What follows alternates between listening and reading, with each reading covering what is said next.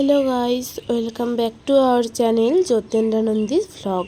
তো তোমরা দেখতেই পারছো যে আমরা কোথায় যেন একটা যাচ্ছি। তো এত সকাল সকাল আর এই জায়গাটা দেখে হয়তো তোমরা চিনতেও পারছো না যে এই জায়গাটা কোথায়। এইটা আমার মামা বাড়ির দিকের রাস্তা। তো সকালবেলায় আমরা মামা বাড়ি গিয়ে গাড়িটা রেখে দিয়েছি। কি বলো তো, আজকে আমরা মৌরহাট স্টেশন থেকে ট্রেনে উঠবো।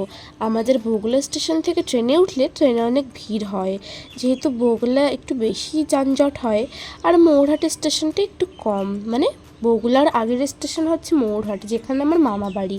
দেখো এখানের টিকিট কাউন্টারটাও কতটা ছোট, আর এখানে কোনো মেশিন নেই, কিন্তু টিকিটটা অন্য এক জায়গা থেকে ছাপিয়ে এনে এখানে দেওয়া হয়। তো দেখো এই যে আমরা জলও কিনে নিয়েছি আর স্টেশনে উঠেও গেছি। এইবার আমরা যাব ট্রেনে করে, ট্রেনের অপেক্ষায় আমরা এখানে দাঁড়িয়ে আছি। তো চলো যাওয়া যাক। বগুলা স্টেশন থেকে উঠলে প্রচণ্ড ভিড় হয়ে যায় আর ট্রেনে সিটই পাওয়া যায় না। মৌরহাট স্টেশন একটা ছোট হল্ট স্টেশন, আর বেশি লোকও উঠবে না। এখন আবার কি বলো তো, অফিস টাইম, ওই 9টার ট্রেনে আমরা যাচ্ছিলাম। তো এই অফিস টাইমে তো ভিড় একটু হবেই, আর যারা যারা স্কুল যাবে বা কলেজ যাবে এই সময় একটু ভিড় হয়। তবুও ট্রেনে জায়গা পেয়ে গেছিলাম, মৌরহাট স্টেশন থেকে উঠেছিলাম বলে। আমি তো ভাবছিলাম গান শুনতে শুনতেই চলে যাব। তো ট্রেনে গান শুনতে শুনতেই চলে এসেছিলাম। 1 ঘন্টার রাস্তা, ওই মৌরহাট থেকে কল্যাণী পর্যন্ত 1 ঘন্টাই লাগে। আমরা তো কল্যাণী এসেছি প্রথমে সিনেমা দেখতে। তো স্ত্রী 2 বেরিয়েছে 15ই আগস্ট, তোমরা সবাই জানো। তো কল্যাণী স্টেশন থেকে বেরিয়ে আমরা সকালে একটু ব্রেকফাস্ট করার জন্য দোকান খুঁজছিলাম যে কোথায় যাওয়া যায়। তো টোটোওয়ালা কাকুই আমাদের একটি জায়গার নাম বলল আর সেখানে আমাদের নামিয়ে দিল। এইখানে আমি প্রথমবারই এসেছি। দেখো এই রেস্টুরেন্টে আমরা এখন ব্রেকফাস্ট করতে যাব। তো বাবা টোটোর ভাড়া মিটিয়ে দিচ্ছিল। যারা যারা কল্যাণী থাকো তারা তো অবশ্যই চেনো জায়গাটা। আর আমি তো প্রথমবারই আসছি, মানে কল্যাণী প্রথমবার আসছি না, এই জায়গাটায় প্রথমবার আসছি। সকালে ব্রেকফাস্টে স্যান্ডউইচ, পরোটা এইসবই ছিল। তো আমরা আলু পরোটা অর্ডার করেছিলাম, আলু পরোটার সঙ্গে দই আর আচার ছিল। একদমই লাইট ওয়েট একটা আলু পরোটা, মানে লাইট ওয়েট না, ভারীই ছিল, কিন্তু বেশি মশলাদার ছিল না, এই ক্ষেত্রে ভালো ছিল। তো খেয়ে দিয়ে আমরা আবার স্টেশনে চলে এসেছি। সিনেমা হলটা তো স্টেশনের অপোজিটে, সঙ্গম সিনেমা হল, তোমরা তো জানোই। তো সিনেমা হলেও আমরা চলে এসেছি। চলো এইবারে যাওয়া যাক সিনেমা দেখতে। যাওয়ার আগে তো জল কিনতেই হবে, তার সঙ্গে একটা পপকর্ন। এখানে তো আবার বাইরের জল অ্যালাউ না, তোমরা তো সবাই জানোই। তো এই যে আমরা প্রবেশ করে গেছি হলের মধ্যে। এইবার আমাদের সিট আমাদের খুঁজে নিয়ে বসতে হবে। আর সিনেমাটা তো সম্পর্কে আর কি বলবো, তোমরা যারা যারা দেখেছো ভালো কথা, যারা দেখোনি গিয়ে দেখে আসো। স্ত্রী 2 ব্যাপক হয়েছে, সেই লেভেলের, মানে এক কথায় বলতে গেলে অনবদ্য। তো সিনেমাটা শেষও হয়ে গেল। আমি বাবু তোমাদের স্পয়লার দিলাম না, স্পয়লার দিলে তো হয়েই গেল। আমার তরফ থেকে সিনেমাটা 5-এর মধ্যে 4 দিলাম। তোমরা দেখে জানিও আমাকে তোমাদের কেমন লেগেছে। এইবার আমরা আবার স্টেশনে চলে এসেছি। এইবার আমরা যাব ব্যারাকপুরে। সত্যি কথা বলতে গাইস, আজ পর্যন্ত আমি কোনোদিন ব্যারাকপুর আসিনি। আমি কল্যাণী স্টেশনের এই দিকে কোনোদিন আসিনি, আমি কোনোদিন কলকাতাও যাইনি। তো আজকে আমি জীবনে প্রথমবার ব্যারাকপুর এসেছি, আমার খুবই ভালো লাগছিল। তো ব্যারাকপুর যখন এসেই গেছি, তখন দাদা বৌদির বিরিয়ানি তো খেতেই হবে। তো চলো এখন আমরা যাব দাদা বৌদিতে বিরিয়ানি খেতে। লাইফে প্রথমবার আমি আসছি, তোমাদেরও নিয়ে আসলাম আমার সঙ্গে। আর আমার তো 20 বছর হতেই যাবে এই বছর। তো 20 বছরের মধ্যে আমি জীবনে প্রথমবার ব্যারাকপুর আসলাম দাদা বৌদিতে বিরিয়ানি খেতে যাব বলে।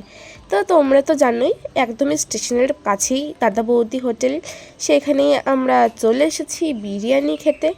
আর অবশ্যই লাইন তো থাকবেই, এখন দুপুরের দিকে লাঞ্চ টাইম, অনেকে বিরিয়ানি খেতে আসবে। আর এই দোকানে তো সবসময় লাইন থাকেই। আমি তো কোনো দিন আসিনি, আমি তো সবসময় ভিডিওতেই দেখেছি, ফুড ব্লগারদের ভিডিওতে ঝরে পড়ছে নরম মাংস, এত ভাত দেয়, মানে রাইস দেয় বিরিয়ানির অনেক, কলা পাতায়। আমি তো কোনো দিন আসিনি, তো লাইনে দাঁড়িয়েছিলাম আমরা। দেখো আজকে জীবনে প্রথমবার এক্সপেরিয়েন্স করব আমি দাদা বৌদির বিরিয়ানি খেয়ে, আর তোমাদেরও বলবো যে আমার খেতে কেমন লেগেছে। অবশেষে আমরা ভেতরে এসে বসে পড়েছি।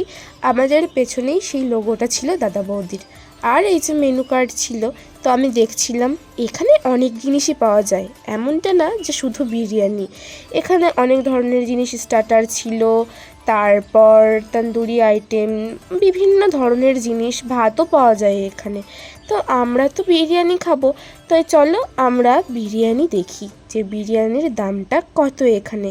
তোমরা পজ করে দেখে নিও যদি তোমরা কিছু দেখতে চাও এখানে। তো দেখো এখানে ছিল বিরিয়ানির দাম, চিকেন বিরিয়ানি 250, মাটন বিরিয়ানি 340। তো আমরা তো চিকেন বিরিয়ানি খাবো, বোন আর আমি, বাবা খাবে মাটন বিরিয়ানি।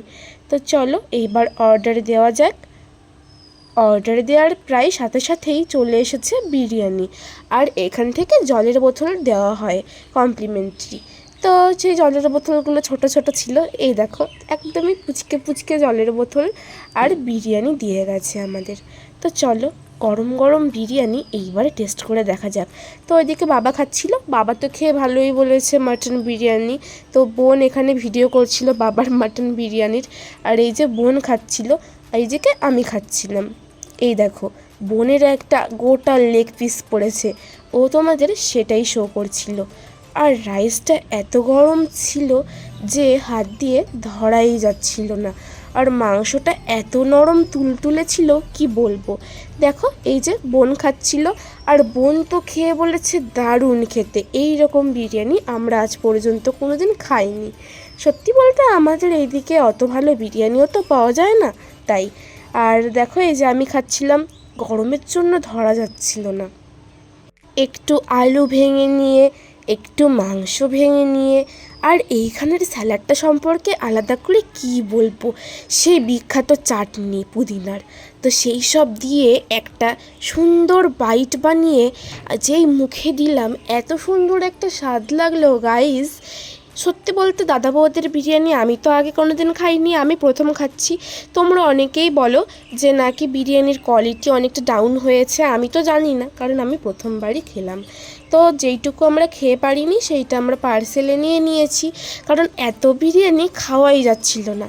পার্সেল নিয়ে আমরা সোজা চলে এসেছি ব্যারাকপুর স্টেশনে। এখান থেকে ট্রেনে চেপে এইবার তো বাড়ি ফিরতে হবে, সেই কোন সকালে বেরিয়েছি। বোনের শরীরটা ভালো লাগছিল না বলে ও দেখো এইভাবে বসে বসে আসছিল। আর আমাদের গেদে লাইনের ট্রেন এমনিতে ফাঁকাই থাকে, ওই রানাঘাটের পর থেকে ট্রেনটা একটু ফাঁকা লাগে আর কি, তার আগে ভিড় তো স্বাভাবিক হবেই। তো দেখো বিকালের সুন্দর রোদে আমরা বাড়ি আসছিলাম বাইরের প্রকৃতি দেখতে দেখতে, আর রোদটা এত সুন্দর ঝলমল করছিল কি বলবো, আর বাইরের প্রকৃতিটাও এত সুন্দর লাগছিল। দেখো ট্রেন থেকে আমরা নামলাম মৌরাহাট স্টেশনে, বাইরের ভিউটা এত অসাধারণ।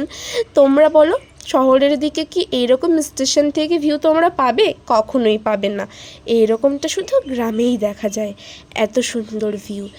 সামনেই ধান ক্ষেত, আর সূর্য এখন অস্ত যাবে, আকাশটা এত সুন্দর, তার মধ্যে একটি গ্রামের ছোট্ট একটি হল্ট স্টেশন এটি। আমাদের বগুড়া স্টেশন তো অন্যরকম তোমরা দেখেছই, কিন্তু এই স্টেশনটা বিশেষত আমার খুব ভালো লাগে, এত সুন্দর প্রাকৃতিক দৃশ্য, আর ছোট একটি স্টেশন, খুবই সুন্দর। সেই যে আমরা গল্পের বইতে পড়তাম না ছোট ছোট স্টেশন, ঠিক সেই রকমই ভাইব আসে। তো বোন তো এখানে যাচ্ছিল হেঁটে হেঁটে, বলছিল আমাকে ভিডিও করে দে। তো এইবার মামা বাড়ি থেকে স্কুটি নিয়ে আমরা যাব বাড়ির দিকে, মানে আমরা যাচ্ছি বাড়ির দিকে। আর দেখো কত সুন্দর বিকালের দৃশ্য। তো চলো গাইস, আজকের সারাদিন কী কী করলাম তোমাদের তো দেখালামই, স্ত্রী সিনেমা থেকে বিরিয়ানি খাওয়া পর্যন্ত সবটুকুই দেখালাম। তো আমাকে তোমরা কমেন্টে জানিও ভিডিওটি কেমন লাগলো। তাহলে আজকের এই ভিডিওটি এই পর্যন্তই। নতুন একটি ভিডিওর জন্য চ্যানেলটি সাবস্ক্রাইব করে পাশের বেল আইকন প্রেস করে দিও, আর এই ভিডিওটি ভালো লেগে থাকলে লাইক কমেন্ট শেয়ার করে দিও। Tata, bye bye.